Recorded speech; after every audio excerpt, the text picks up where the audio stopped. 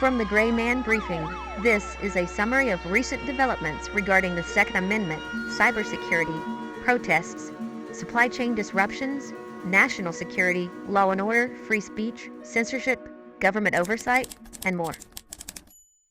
Now, the latest from GraymanBriefing.com, here's this week's Sword, read out by Super Essie.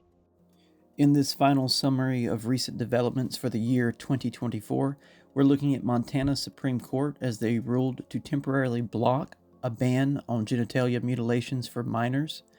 Also, California declared an emergency over the avian flu affecting livestock, and they've also received EPA approval for a 2035 EV sales mandate. CISA warned of Chinese hackers targeting U.S. telecoms, urging secure messaging. A foreign national was arrested in Virginia after planning an ISIS-linked attack. New Jersey has ordered drone restrictions, and Trump has signaled takeovers of the Panama Canal and Greenland. Let's get started with government oversight.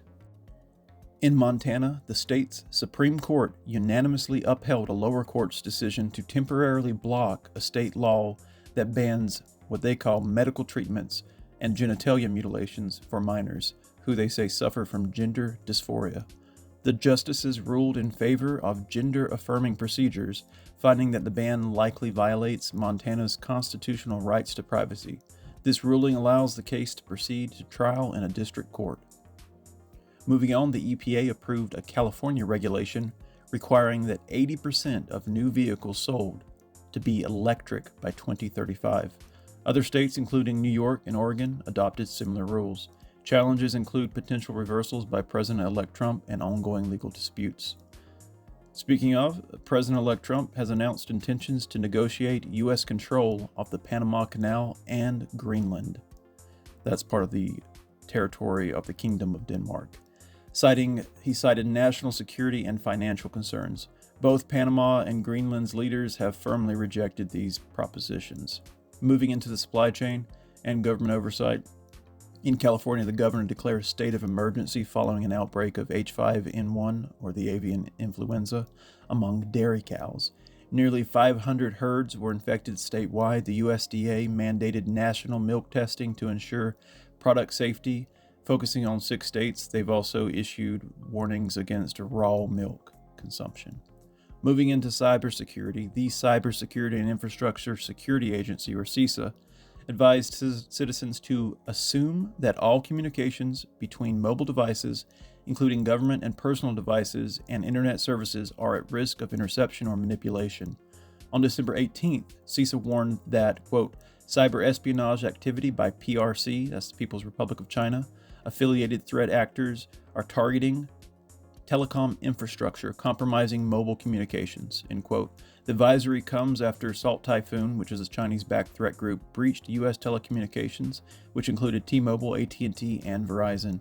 CISA noted that a, quote, free messaging application for secure communications that guarantees end-to-end encryption, end quote, should be used while specifically mentioning Signal or similar apps, such as Telegram.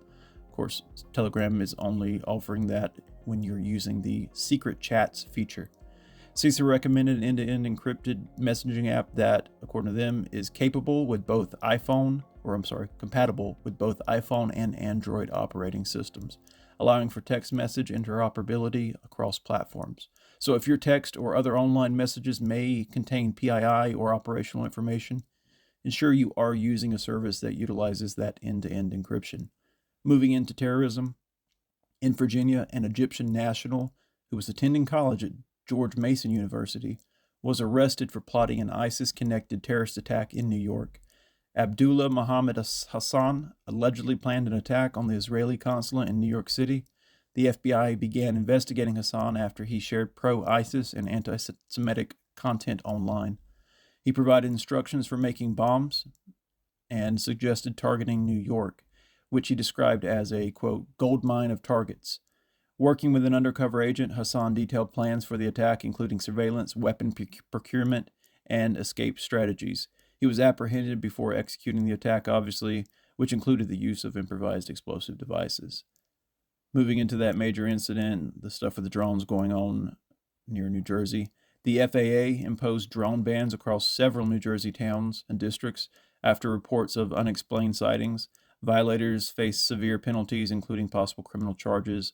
Additionally, authorities in New York, Nassau specifically, authorized law enforcement to begin shooting down drones in case of imminent threats. Moving into the Second Amendment, on December 9th, the three-judge panel of the Fifth Circuit heard arguments in a case appealing a Texas federal court's July enjointment of the ATF's reclassification of forced reset triggers, or FRTs, as machine guns. An attorney from the Justice Department argued that the Texas court misapplied the U.S. Supreme Court's decision in Garland versus Cargill because the case was specific to bump stocks, while FRTs operate differently and do meet the definition of a machine gun. The crucial distinction is that these devices don't have a disconnector. They don't have that component that forces physically a need to release and then re-engage the trigger for every shot. This was according to the attorney. Recognizing the statute's definition of a machine gun as that which fires more than one bullet by a single function of the trigger, the U.S. Circuit judge appeared skeptical. Said, "It seems to me you're trying to get us to not focus on the trigger. Obviously, that's the part of the statute, single function of the trigger," he said. The Fifth Circuit has not yet set a date for releasing their decision on this case. When the ruling is issued, the losing party may opt to request an en-banc hearing from the full Fifth Circuit, or they could appeal to SCOTUS. Either way, it will not happen before the 47th president is sworn in, and a Trump DOJ may substantially alter the direction of this case. That's it. That's the end of 2024. This is update number 11 of quarter 4. We'll start back in January 2025. You guys take care, remain aware, be vigilant, and of course, stay safe. Get unredacted, real-time briefings sent via email and through the Telegram and Signal apps by joining the Grayman Briefing.